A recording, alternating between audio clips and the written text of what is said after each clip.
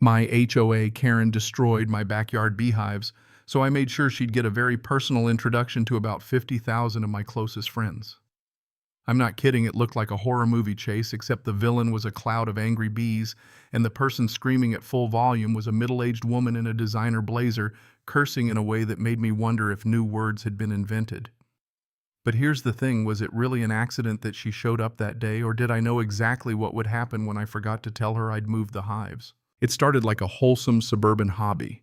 I had 3 neat hives tucked behind some flowering bushes right on the fence line by my vegetable beds.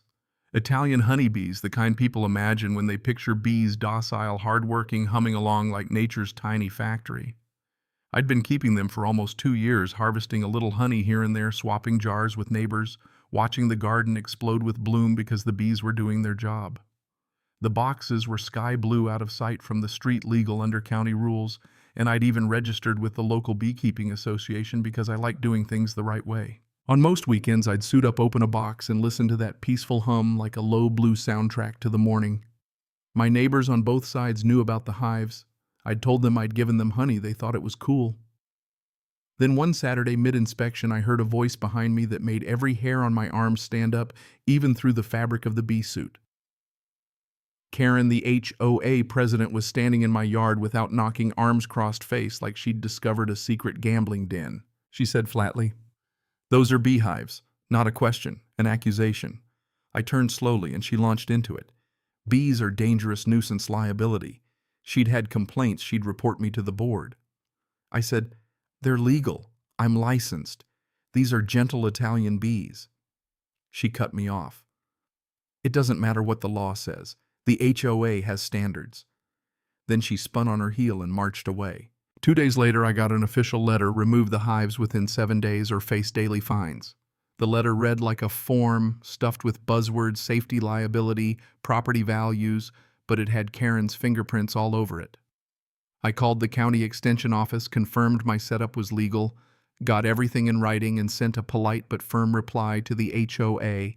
I thought that would settle it. I forgot who I was dealing with. Karen was the type who measured other people's grass with a ruler, who'd once spent 6 months trying to get a neighbor fined for the wrong shade of white on their mailbox.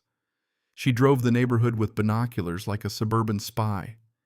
So of course she didn't back down. 3 days after I sent my rebuttal, my neighbor texted me a photo that made my stomach drop: Karen's car in my driveway, and her in my backyard with 2 people I didn't recognize pointing at my hives and snapping pictures. I raced home. Her car was gone, but someone had sprayed giant red X's across the faces of all 3 hives. Not little marks, huge obscene X's that covered almost the whole front of each box. The bees were frantic, circling entrances, buzzing like a disturbed chorus. I pulled the security footage and watched stunned as Karen walked right up to the boxes, drew a can of red spray paint from her oversized purse, and methodically marked each hive, talking the whole time about making sure I knew they were marked for removal. She'd trespassed and vandalized on camera. The next morning, 2 of the hives were empty. Not dead on the lawn, empty like everyone inside had vanished. The 3rd was struggling. I realized the spray paint must have had something that either killed the bees or drove them out. Months of work gone. I felt that cold shift from angry to focused, the kind that makes you stop yelling and start planning. Going through legal channels would be slow, and HOA boards protect their own. Karen would deny everything. I wanted something faster. So I called Frank. He's an old beekeeper, 40 years in the game, knows bees like other people know family. He'd been one of Karen's early victims too. I told him what happened, and he chuckled, and then he said in that particular way, old men say things that mean more than they let on. "You thinking what I think you're thinking?" I wasn't, but I wanted to be.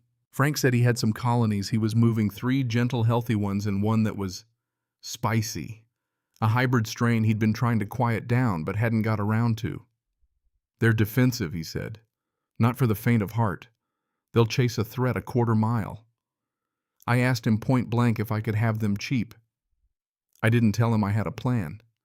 He dropped the box off a week later. I set up 4 hives, 3 gentle ones in the defensive colony. But I didn't put them where the old hives had been. I placed them along my side yard, right near the gate that leads into the backyard, still on my property, legal but much more visible from the street. I didn't mark them conspicuously. I left them plain wood, only a small mark on the bottom of the defensive box that only I would know. Then I waited. I knew Karen. She couldn't resist checking up on me. 4 days later, I was in the grocery store watching my phone feed. She walked up my driveway like she owned the block, looked around, slipped through the side gate. She was so focused on the back fence where she expected the old boxes to be that she walked right past the new hives, probably 3 feet away. She reached the back fence, found nothing, turned around, and then she reached out and knocked on one of the new boxes hard. Not a polite tap. A knock. For a few seconds, nothing happened. Karen looked pleased with herself, probably thinking the hive was empty. Then a bee came out. Then another. Then the hole poured black with bees like water from a jug. They flew directly at her. Her body language changed from smug to shocked to terrified. She screamed and ran, swatting at her face as the bees pursued, because these particular bees don't stop until the threat is far away. I couldn't help it. I laughed. It was ugly and immediate, and I was in the parking lot watching this woman who had made my life miserable finally losing control. She made it through the gate and into her car, but some bees followed. I watched her peel out so fast she left skid marks. The rest of the swarm eventually drifted back to the hive, quiet like nothing had happened. Then reality set in. I had orchestrated a situation where someone was hurt. Karen had trespassed and vandalized, sure. But I had chosen an aggressive colony, placed it where an intruder would encounter it, and I hadn't warned her. What if she'd had a severe allergy? Frank called me while the police and animal control were arriving and said the words that dropped me through the floor. The bees were Africanized hybrids, and in our county they require special permits. If animal control tests them and finds those genetics, I could face serious fines, even criminal charges, and they would destroy the colony immediately. Frank said something else. Karen had a documented severe anaphylactic reaction to bee stings. A past episode had been on record. If she got stung repeatedly by Africanized hybrids, she could have been in real danger. My chest went cold. I had turned a feud into a possible catastrophe. Police officers wanted to see the security footage. I handed them the clip of Karen spray painting my old hives. I explained she'd trespassed and vandalized. The animal control guy took one look at the hives, made notes, said they would need to be inspected and possibly removed. I felt every decision of mine tilting toward disaster. Then a neighbor stepped forward. The man who'd texted me earlier walked over and told the officer he had Ring camera footage showing Karen trespassing on my property many times over the last few months. Night visits, long searches, digging a few inches in a corner, even sweeping a handheld metal detector across the ground. His footage suggested she wasn't just policing, she was searching for something. That changed everything. Karen's face drained of color in a way that told me I'd pushed into something darker than neighborhood drama. I went home and scrolled through my archive, and there it was, repeated clips of her in the same back corner near the fence using a small shovel, hovering over the ground at odd hours. My stomach flipped. I checked property records and court files and found a messy mess from years back. The former HOA treasurer accused of stealing $40,000 from the reserve fund, then forced out. The case settled, no charges, but the records named the HOA president at the time, Karen Wilson. It clicked. She'd been frantic because she thought evidence might be buried somewhere on that property. Her bee complaint was a pretext. When the county wouldn't move fast enough, she trespassed. The knock on the hive today wasn't rage, it was panic and distraction. I realized I had more than revenge in my hands now. I had leverage and the choice of what to do with it. I dug where she'd been searching and hit something 2 feet down, a lockbox wrapped in plastic. Inside were bank statements, transfer records, scribbled notes, the trail of how $40,000 had been shuffled and hidden. Frank came back and, as promised, removed the aggressive colony that night, taking it to a licensed facility. I didn't sleep. At 3 a.m., I made a decision. I wasn't going to blackmail someone. I wasn't going to become the person who ruined lives for sport. This was bigger than me. I took the lockbox and all the footage to the police and to animal control. I told the whole story, the vandalism clip, the nighttime trespass, the digging, the lockbox. The detective on duty suddenly looked awake. 2 weeks later, Karen was arrested at an HOA meeting, handcuffed and escorted out. The news ran the story. The HOA voted to remove her and ban her from the board. Her house went on the market.